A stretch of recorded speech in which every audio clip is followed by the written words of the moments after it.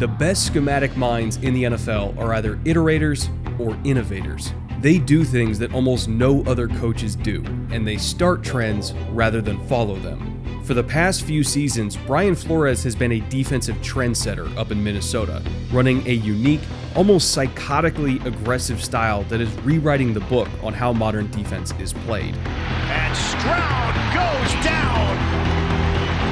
Another one of the new faces.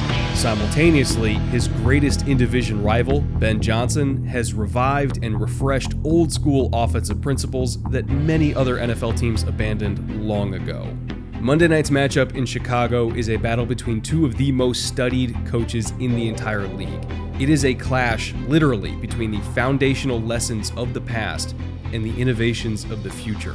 So to get you ready for this game, today you're going to learn everything. You're going to learn how Brian Flores' defense works, why it works, and most importantly, what old school offensive principles Ben Johnson leans on to somehow beat this defense every time he faces it. I'm not going to waste any more of your time on this intro. Let's get to it.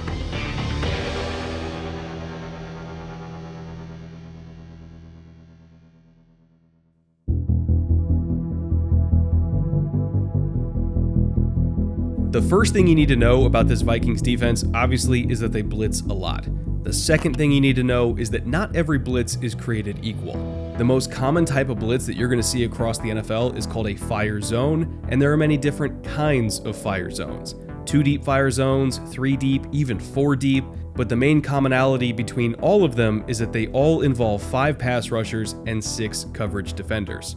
Now, among that whole fire zone category of blitzes, the most common subcategory you're going to see in the NFL is a 3 deep, 3 under fire zone, meaning there's 3 deep defenders and 3 underneath defenders. Who those 3 deep assignments actually are, and who the 3 under assignments are, and who the 5 different pass rushers are, is what makes up all the different types of 3 deep fire zones.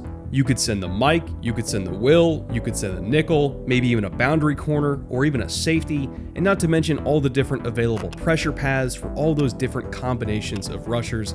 I mean, the possibilities are endless. But overall, for now, you just need to know that the most common type of coverage within the umbrella of fire zones is 3 deep, 3 under. Now, knowing that, what do all of these very, very common 3 deep, 3 under fire zone structures have to do with Brian Flores and the Vikings? Well, because it's the Vikings, you can kind of anticipate where I'm going here. Minnesota's not normal. They don't do what the rest of the NFL does. They don't call a lot of these very common 3 deep fire zones like the rest of the league. And in fact, they lean into more of a collegiate style that Brian Flores got inspired by when he was in Pittsburgh. And for lack of a better term, he just kind of ripped off a lot of what Pat Narduzzi does in Pittsburgh with 2 deep and 4 deep fire zones. Not 3 deep, 2 deep and 4 deep. That's the secret sauce. I know it doesn't sound like a big difference, but trust me, it really, really is. As I said, 2 deep and 4 deep fire zones are far less prevalent in the NFL overall, and yet despite that, Minnesota leads the league in both 2 deep and 4 deep fire zones by a lot. The Vikings like to employ this style when they blitz people because, at least in theory, these coverage structures are a lot less susceptible to explosive plays. For instance, if you're playing seam routes or a crossing route with a safety coming from the top down rather than trying to carry it from underneath, there is less likelihood that a receiver is going to be running open down the field with only green grass in front of him. And defensive coordinators like Flores love to make it harder to get those vertical explosive plays by putting a defender between the receiver and the end zone. If you're going to get a big gain against them, you at least got to earn it by breaking tackles first. You're never going to get a free lunch down the field, so to speak. Now, combine those somewhat conservative coverage structures with very aggressive blitzes up front, and it's going to force offenses into playing essentially one style, throwing quickly and throwing short. As an offense, nothing is ever going to uncover early deep down the field against this because of that umbrella over the top. Again, no free lunch. And at the same time, because of the pressure, you're not going to have time to wait for receivers to break through the top of that umbrella either because you're under duress from all these blitzes before that can even happen. So typical quarters beaters like you see against quarters coverage that doesn't have a blitz attached, like say a pin post combo where you hold the safety and then you hit the deep post behind it because the corner is out leveraged and they got a really awkward one-on-one, that concept doesn't really work here because the quarterback is going to be dead before they can even throw it. So generally speaking, this combination of conservatism and aggression all in one just leads to offenses limiting themselves to checkdowns and screens and checkdowns and screens over and over and over again until inevitably they get frustrated, they make a mistake, and usually they'll either take a sack or turn it over, or maybe even both. This is an extremely effective way to run a defense because not only is it aggressive and complex in some ways, but it's also simple and conservative in others. So you kind of get the best of both worlds here. Now, zooming in on coverage structures specifically, there are a few different structures that Minnesota relies on for all these 2 deep and 4 deep fire zones, whether it's palms, quads, cover 6, cover 8, and they're all just pieces of the overall coverage pie here. And I could bog you down for sure with terminology and coaching points and tendencies for which formations and matchups they like to use all these different coverages for specifically. I'm sure there's a few of you that would love that, but for now, in the interest of not making this video 2 hours, let's just go over the main 2 deep coverage that Minnesota runs behind their blitzes so you can understand that piece of it, because this is kind of the backbone of the whole operation, so it's really all you need to know anyway. And this coverage is called palms or 2-read, depending on the coach you learn it from. Palms is Minnesota's primary answer for 2x2 formations where the strength of the offense is evenly distributed. This is a variation of cover 2, which is why it's commonly referred to as cover 2 read, and it allows coaches to play 3 defenders over 2 receivers on both sides of the offense. You're literally just mirroring 2 different triangle coverages opposite of each other. Obviously, when you're playing any kind of cover 2 with only 6 defenders instead of 7, there's going to be a big ass hole in the short middle of the field, but we'll get to that in a second. Both corners on both sides of the field are playing what is called a soft squat technique, where they're getting depth and reading from 1 to 2 in case either of those receivers attacks the flat. And if the ball is thrown to that flat, obviously they're going to rally and tackle and limit the gain to as little yardage as they can. Meanwhile, both safeties are not expanding to play a deep half technique like a normal cover 2 would be. And again, this is a key difference in Palms coverage. They're actually playing an inside technique very similar to quarters coverage, and they're carrying the vertical of the final number 2 receiver. Meaning after the release and after the routes are distributed, whatever receiver is the second from the outside, if you're counting outside in, that is the final number 2. And that is the responsibility of the safeties of both sides of the field.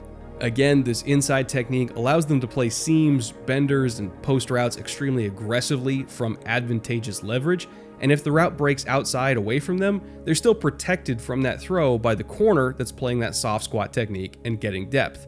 So it's a very safe technique to play most of the time. Now, what holds it all together are the linebackers that are both playing the role of hook droppers, meaning they're dropping into a hook zone area, and their job is to expand and get into these seam areas. They need to immediately clog up that throwing window, or if there are any inside releases that go underneath, they have to wall those off. And in general, their goal is just to prevent the quarterback from being able to make a throw to that number 2 receiver until that receiver gets delivered up to the safety.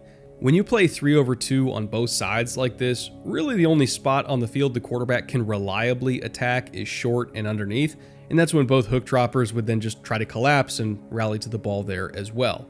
But the rub here is, when you rush 5 guys in front of this coverage like the Vikings almost always do, that pocket collapses quick. So if the quarterback doesn't even look to that underneath safety valve until 2 seconds into the play because they're busy reading out their primary, well, it's too late. The pocket's already gone by that point, and it leads to a lot of ugly looking sacks with wide open receivers because the quarterback literally doesn't have time to get the ball out.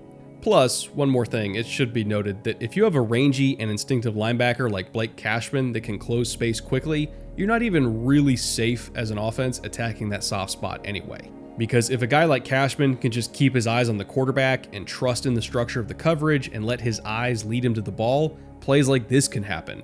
All Cashman has to do is just trust that the ball is going to be funneled into that soft spot, contest that pass, and try to pop it up in the air for a turnover.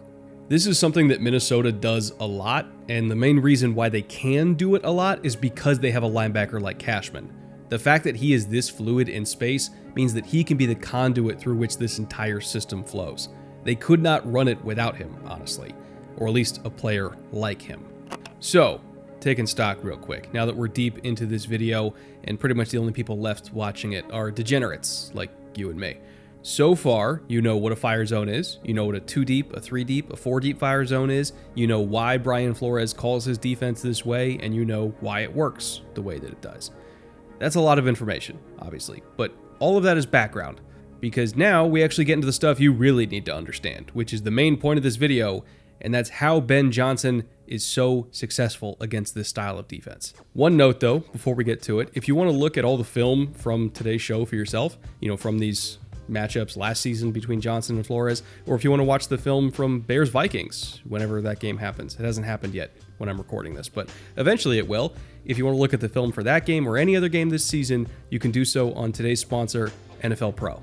With NFL Plus Premium, you can get access to NFL Pro and track advanced analytics powered by next-gen stats and watch all 22 film. It's available on desktop and mobile web. A subscription is required for NFL Plus, and you can visit plus.nfl.com for terms. Now, getting back into it here, Johnson's plan of attack against Flores last season, especially in the first matchup, essentially boiled down to one thing, and that was bullying the linebackers as much as he possibly could. And I know that sounds odd because I just said that Minnesota's defense thrived because they had great linebacker play from Blake Cashman, but he missed that first game. He was out with an injury. So Ben Johnson took advantage of that by pretty much making it his life goal to put every other linebacker on the roster and Josh Metellus into an absolute blender. And he did that by relying on two old school concepts that somehow have fallen more out of favor in the modern NFL, and that's putting the quarterback under center and running more play action passes than you ever thought possible. Structurally speaking, in this defense, the linebackers are not allowed to make any false steps or misreads, or the entire thing kind of falls apart. They have to aggressively play the run because both safeties are still deep, so somebody's got to do it, but they also have the most space that they have to cover out of anybody in this system. They cannot be in two places at once, both playing the run and the pass at the same time, so they have to be correct all the time. And that's not really fair to them, of course, but also that's kind of the point. Ben Johnson isn't trying to be fair here. If Detroit was not going to be able to get explosive plays over the top because of the structural reasons I laid out before with this defense, they were going to have to do it a different way. And Johnson's method was using yards after catch and exploiting that intermediate middle that the linebackers are responsible for. And by God, he did that a lot. We'll use this play as an example. This was early in the second quarter on a 1st and 10, and keep in mind, this was after 4 consecutive 1st and 10 situations where they ran the ball. So everybody on the Vikings defense is thinking run here, especially the linebackers, and Flores, being Flores, is also blitzing on this down, because of course he is. This is a quarters fire zone here with this edge rusher playing a peel technique to effectively be a hook to curl defender, as well as Josh Metellus playing the field side curl. They're rushing 5 here, with Ivan Pace being the blitzer behind the slant from the D-line, and I want you to pay attention to a tiny little detail with the Detroit pass protection. This shows you how prepared Johnson was for this kind of look. It's a hard play action fake from under center, so the run fake and the offensive line acting like they're run blocking, that's going to slow down this defensive line in the first place. But the run fake was not flowing with the blocks from the offensive line. They were not compromising their protection scheme just to make it look even more like they're running outside zone. They were actually having Goff pivot to his left here to make it easier for the running back to then pick up pace in the hole. They weren't going to have the running back try to wrap around Goff and then get in position. They were just going to fake it that direction so that he could automatically be there from the jump. That is how you know this coaching staff is really all about the details. And more importantly, they pay attention to angles and timing and what little mechanisms they can use to put their players into a good position to succeed.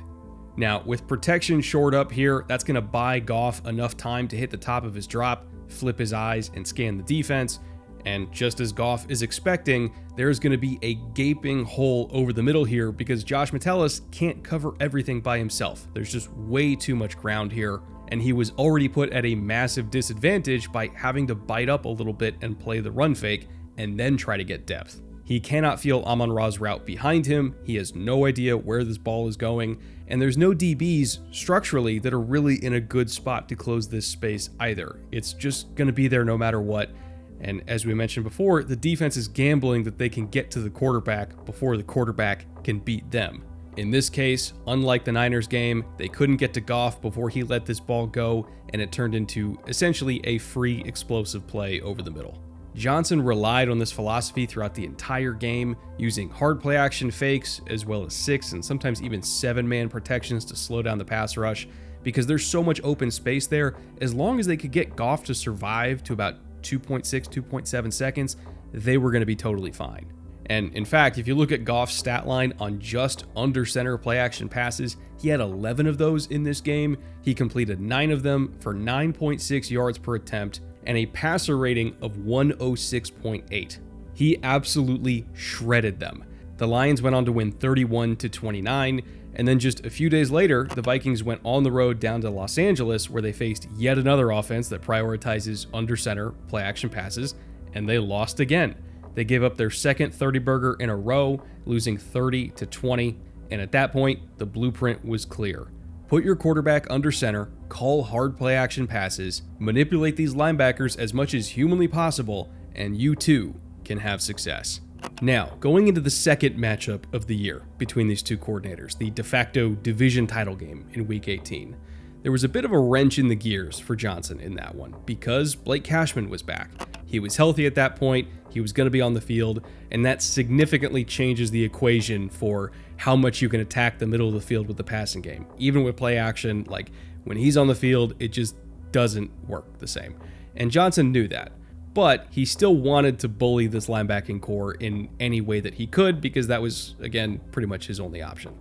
So to do that, he turned to the other ace up his sleeve, Jahmyr Gibbs.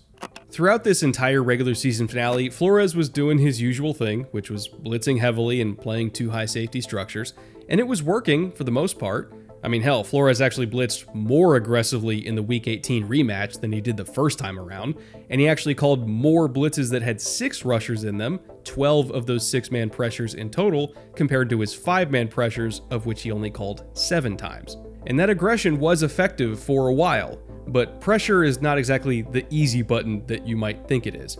Penetration from a defensive line can actually sometimes make it easier to run the ball, not harder.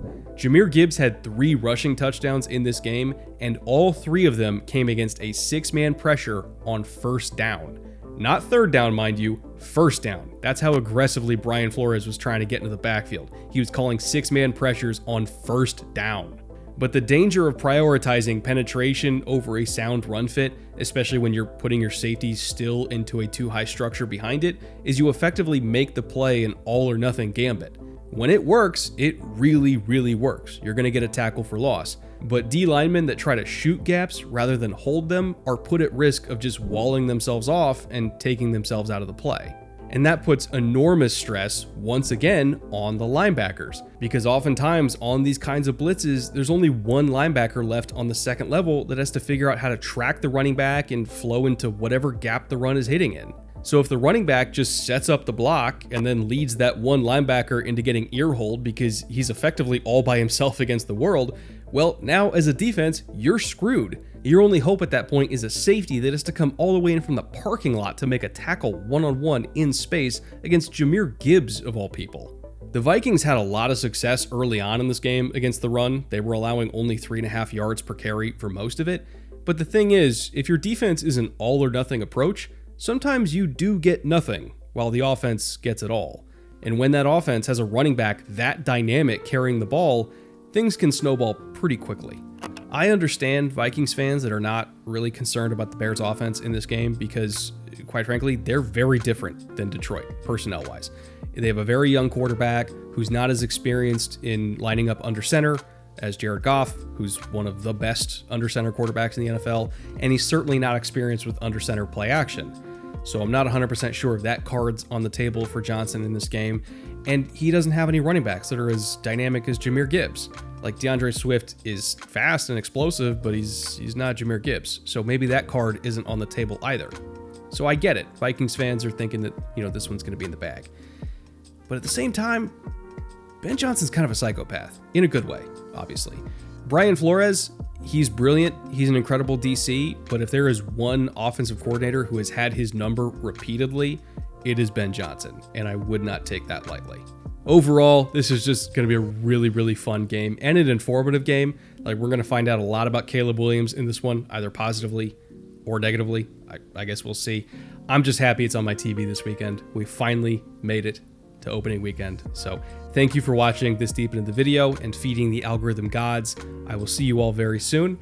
And until then, later.